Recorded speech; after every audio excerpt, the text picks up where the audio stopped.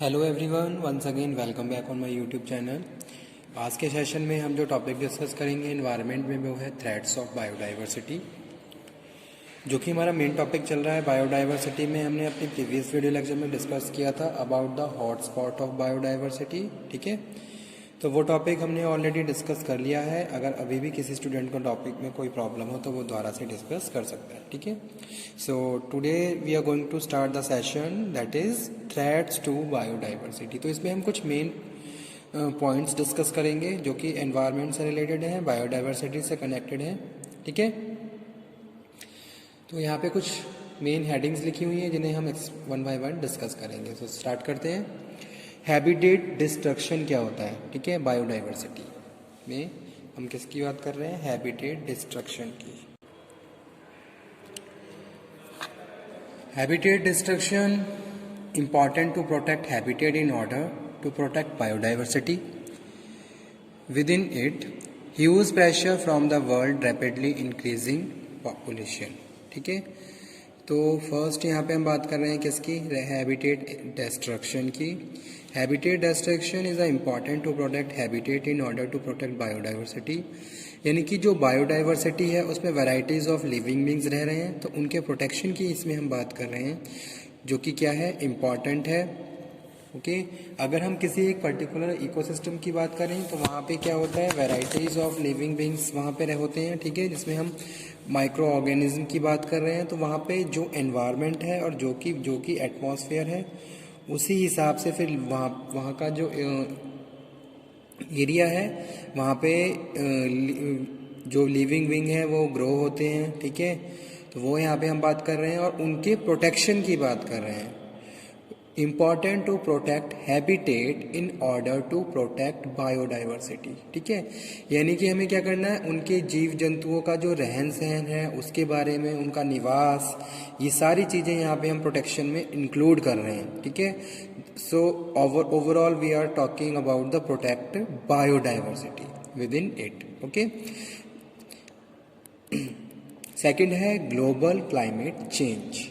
Global climate change refers to the change in biotic animal of ecosystem leading to biotic change। ठीक है, यानी कि जैसे जैसे जो बायोटिक चेंजेस हो रहे हैं वो हम डिस्कस कर रहे हैं ग्लोबल क्लाइमेट चेंज में। चेंज इन बायोटिक एनिमल्स, यानी कि जितने भी एनिमल्स की यहाँ पे हम डिस्कशन कर रहे हैं उनमें चेंजेस आ रहा है, उनकी सर्वाइवल में, उनकी ग्रोथ में। जैसे कभी कभी आपने देखा होगा जीन्स में कुछ चेंजेस देखने को मिलते हैं। ठीक है, तो वो सारी चीज़ें इंक्लूड हो रही हैं इसमें। Change in biotic animal of ecosystem leading to biotic change. ठीक है, अब यहाँ पे हम बात कर लेते हैं एक पर्टिकुलर एरिया की। जैसे उस एरिया में क्या हुआ? क्लाइमेट चेंज हुआ। अब जब क्लाइमेट वहाँ पे चेंज हुआ तो क्लाइमेट के हिसाब से जो वहाँ पे जीव जंतु रह रहे हैं, जो वनस्पति वहाँ पे उग रही है, उसमें भी चेंज आएगा। ठीक है, तो ये सारी चीज़ें जैसे क्यों हो रही हैं? क्योंकि आज के टाइम में आप देखोगे एटमॉस्फेयर चेंज हो रहा है, पहली जैसी चीज़ें नहीं हैं। Due to the technical points की बात कर लें या फिर ह्यूमन, जैसे जैसे पॉपुलेशन बढ़ती जा रही है तो नीड बढ़ती जा रही है, जिसकी वजह से हम नेचुरल रिसोर्सेज को ओवर एक्सप्लोर कर रहे हैं, ओवर यूटिलाइजेशन कर रहे हैं। तो कहीं ना कहीं ये सारी चीज़ें हमारे एनवायरनमेंट को में एज अ थ्रेट का काम कर रही हैं, जिससे एनवायरमेंटल चेंजेस हो रहे हैं और जो ग्लोबल क्लाइमेट चेंजेस को लीड कर रहे हैं। ठीक है, तो इसीलिए यहाँ पे हम कह रहे हैं change in biotic animal of ecosystem, यानी कि एक पर्टिकुलर एरिया में इकोसिस्टम वहाँ का चेंज हुआ, जिसकी वजह से वहाँ के जीव जंतुओं का रहन सहन, उनकी ग्रोथ, ठीक है, उनका डेवलपमेंट, ये सारी चेंजेस हुई, तो उसको हम ग्लोबल क्लाइमेट चेंज बोलते हैं। ठीक है, जैसे कि एक जीव जंतु, जैसे कुछ बर्ड्स होते हैं, वो सीजन के हिसाब से वो माइग्रेट होते रहते हैं एक जगह से दूसरी जगह पे। ठीक है, ठंड के मौसम में वो दूसरी जगह पे पहुंच जाते हैं और गर्मी के मौसम में वो दूसरी जगह पे पहुंच जाते हैं। तो ये सारी चीज़ें क्या है? उनके सर्वाइवल के लिए वो क्या करते हैं? अपने आप को माइग्रेट करते हैं। ठीक है, जहाँ का एनवायरनमेंट उनके हिसाब से प्रॉपर होता है, जहाँ वो रह सकते हैं, उस हिसाब से वहाँ पे वो सरवाइव करते हैं। ठीक है, तो वही चीज़ यहाँ पे हम बात कर रहे हैं कि अगर एक पर्टिकुलर एरिया में कोई जीव जंतु रह रहे हैं और वहाँ पे कुछ क्लाइमेट चेंज होता है, कुछ एनवायरमेंटल चेंजेस होते हैं, तो उसका इफेक्ट उन जीव जंतुओं पे भी पड़ता है। ठीक है, और उसी के हिसाब से उनकी ग्रोथ होती है और उनका जो सर्वाइवल है और उनका जो एनर्जी फ्लो है, ये सारी चीज़ें वहाँ पे इन्फ्लुएंस होती हैं। तो वो चीज़ यहाँ पे हम इंक्लूड कर रहे हैं। उसके बाद स्टूडेंट नेक्स्ट थर्ड वन है, वो है हैबिटेट फ्रेगमेंटेशन। हैबिटेट फ्रेगमेंटेशन में हम बात कर रहे हैं from human activity reduce ability of habitat to support species. ठीक है, तो यहाँ पे हम बात कर रहे हैं फ्रॉम ह्यूमन एक्टिविटी, यहाँ की यानी कि जो जैसे जैसे पॉपुलेशन रैपिडली बढ़ती जा रही है उससे क्या है, बहुत सारे चेंजेस आसपास के एरिया में भी होते हैं। ठीक है, इससे क्या है, reduce ability of habitat to support species, यानी कि हम क्या कर रहे हैं, हैबिटेट को लॉस कर रहे हैं, जिससे क्या है स्पेसीज पे एक तरीके से इनको इन्फ्लुएंस कर रही है, उन पे इफेक्ट पड़ रहा है।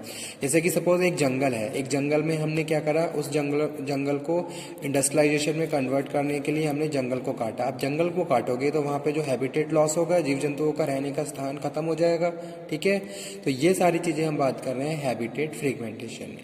From human activity reduce ability of habitat to support species. ठीक है, और वहीं अगर हम बहुत ज़्यादा से ज़्यादा पेड़ पौधे लगाते हैं तो वहाँ पे आपने देखा होगा तरह तरह के जीव जंतु निवास करते हैं, उनकी स्पेशीज, उनकी कम्युनिटी बन जाती है वहाँ पे, तो और वहाँ पे वो प्रॉपरली रह सकते हैं। ठीक है, उसके बाद स्टूडेंट फोर्थ नंबर पे है पॉल्यूशन। जैसा कि हमें पता है इंट्रोडक्शन ऑफ पॉल्यूटेंट्स, पॉल्यूशन में हम उन पॉल्यूटेंट्स को डिस्कस कर रहे हैं, उन पॉल्यूटेंट्स को इंट्रोड्यूस कर रहे हैं जो हमारे एनवायरनमेंट को पॉल्यूट करते हैं, उनको नुकसान पहुंचाते हैं और ह्यूमन बींग्स जितने हैं उनको भी नुकसान पहुंचाते हैं। ठीक है, तो introduction of pollutants such as nutrient overloaded with nitrate fertilisers. ठीक है, या तो अगर न्यूट्रिएंट्स ओवरलोड हो गए हैं नाइट्रेट फर्टिलाइजर से, या फिर अगर अदर केमिकल्स जो हमारे लिए हार्मफुल हैं, एनवायरनमेंट के लिए हार्मफुल हैं, तो वो क्या है, पॉल्यूटेंट्स, और इन सब प्रोसेस को हम पॉल्यूशन बोलते हैं अगर ये मिक्सअप हो रहे हैं। ठीक है, तो वो क्या है, पॉल्यूशन है। उसके बाद स्टूडेंट नेक्स्ट डेफिनेशन है, वो है over exploitation. Over exploitation refers to the illegal wild life trade. ठीक है, यानी कि क्या है, इलीगल वाइल्ड लाइफ ट्रेड है according to the threats to biodiversity as well as fishing, logging, tropical handwoods etc. ठीक है, हम क्या कर रहे हैं, इन सब प्रैक्टिसेस को अगर हम डिस्कस कर रहे हैं तो वो किस में आती हैं, ओवर एक्सप्लोटेशन में आती हैं, जो कि क्या है, थ्रेट है बायोडाइवर्सिटी के लिए। तो यही यहाँ पे हम डिस्कस कर रहे हैं, the illegal wild life trade as well as over fishing. ठीक है, यानी कि मछली पालन, ओवर लॉगिंग, बड़े बड़े पेड़ काटे जाते हैं। ठीक है, ट्रॉपिकल हैंडवुड्स और एटसेट्रा, और अदर प्रैक्टिसेस भी हो सकती हैं जो कि as a threats to biodiversity हम डिस्कस कर रहे हैं। ओके, उसके बाद स्टूडेंट सिक्स्थ नंबर पे है हैबिटेट लॉस। हैबिटेट लॉस में हम बात कर रहे हैं, habitat loss can be described when an animal loss their home. ठीक है, अगर किसी एनिमल का होम क्या हो गया, लॉस हो गया है, तो उसको हैबिटेट लॉस बोलते हैं। जैसे कि जंगल में जीव जंतुओं का निवास अगर हम खत्म कर दें उस एरिया को इंडस्ट्रियलाइजेशन में कन्वर्ट करने के लिए, तो उसको हैबिटेट लॉस बोलेंगे। Habitat loss can be describe when an animal loss their home. Every animal in the animal kingdom has a निके। ठीक है, उनका क्या होता है, एक अपना कम्युनिटी होती है जिसमें वो रहते हैं। Okay, in their animal community and without their habitat they know longer निके। ठीक है, तो वो चीज़ यहाँ पे हम बात कर रहे हैं। जैसे कि क्या है, पेड़ पौधे हैं, जीव जंतु हैं, जीव जंतु जानवरों में भी क्या होती है, अलग अलग तरीके के एनिमल्स होते हैं, उनकी कम्युनिटी होती है जिसमें वो रहते हैं, अपनी लाइफ को सरवाइव करते हैं। तो अगर इन सब चीज़ों को हम एक तरीके से ओवर डिस्ट्रक्ट कर रहे हैं या फिर उनको लॉस कर रहे हैं, तो उनको हम हैबिटेट लॉस बोलते हैं। हैबिटेट लॉस का जो मोस्ट इंपॉर्टेंट रीजंस होते हैं स्टूडेंट, वो होते हैं एग्रीकल्चर और फार्मिंग। ठीक है, या फिर हार्वेस्टिंग नेचुरल रिसोर्सेज। अगर आप नेचुरल रिसोर्सेज को ओवर यूज कर रहे हो, ओवर यूटिलाइजेशन कर रहे हो, ठीक है, तो ये सारी प्रैक्टिसेस हैबिटेट लॉस को लीड करती हैं। ठीक है, जैसे कि एग्रीकल्चर भी है और फार्मिंग भी है। ओके, तो ये क्या है, रीजंस हैं किसके, हैबिटेट लॉस के। उसके बाद स्टूडेंट नेक्स्ट जो पॉइंट है डेफिनेशन, वो है poaching. Poaching refers to the hunting and harvesting practices of taking wild animal और प्लांट। ठीक है, या अगर हम वाइल्ड एनिमल को या प्लांट्स को हंट कर रहे हैं, हार्वेस्ट कर रहे हैं, तो वो उसको हम पोचिंग बोलते हैं, under threats to biodiversity and environmental science. Okay,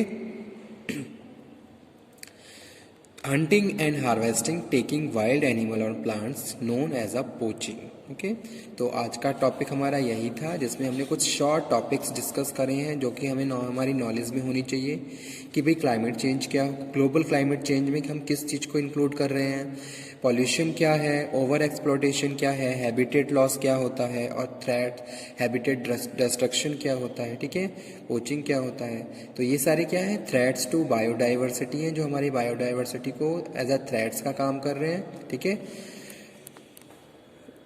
okay students, आज का टॉपिक हम आज का सेशन यहीं पे फिनिश करते हैं। किसी भी स्टूडेंट को कोई भी डिस्कशन करना हो, कोई अदर टॉपिक डिस्कस करना हो जो आपको समझ में नहीं आ रहा है, ठीक है, तो वो भी डिस्कस कर सकता है, as well as the various topics which are related to your units 1, 2, 3, 4, 5।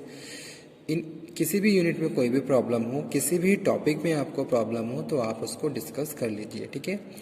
इसी के साथ हम नेक्स्ट लेक्चर में फिर डिस्कस करेंगे इसके नेक्स्ट सब टॉपिक्स को, ठीक है। और स्टूडेंट्स, अब मैं जितने भी टॉपिक आप लोगों को कवर करवा रहा हूँ, ये सारे टॉपिक एग्जाम के पॉइंट ऑफ व्यू से भी मोस्ट इम्पॉर्टेंट हैं, तो आप इन सभी टॉपिक को नोट डाउन भी कर लीजिए और हैंड टू हैंड अच्छे से इसको प्रिपेयर भी कर लीजिए, ठीक है।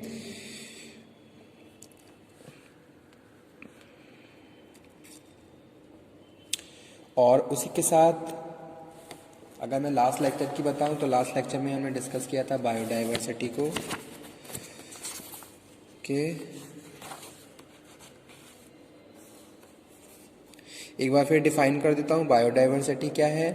According to United Nation environmental programme UNEP, student UNEP के बारे में भी थोड़ा पढ़ लीजिए, ठीक है, या फिर मैं आपको नेक्स्ट लेक्चर में इसके बारे में भी बता दूंगा। कुछ ऐसी चीज़ें भी आपको प्रॉपर पता होनी चाहिए जो कि आपके एनवायरनमेंट से रिलेटेड हैं, जैसे कि कुछ स्पेशलाइज ऑर्गेनाइजेशंस हैं जो एनवायरनमेंट को प्रोटेक्ट करने के लिए अपनी अपनी प्रैक्टिसेस प्रोवाइड करवा रही हैं, ठीक है। Biodiversity refers to the variety of life on planet, or biodiversity may be defined as a totality of different organisms, biolife diversity variety, ठीक है, variety of plant and animal life in the world or the particular habitat, a high level of which is usually considered to be important desirable। तो वो क्या है, biodiversity है। Okay student, thank you very much.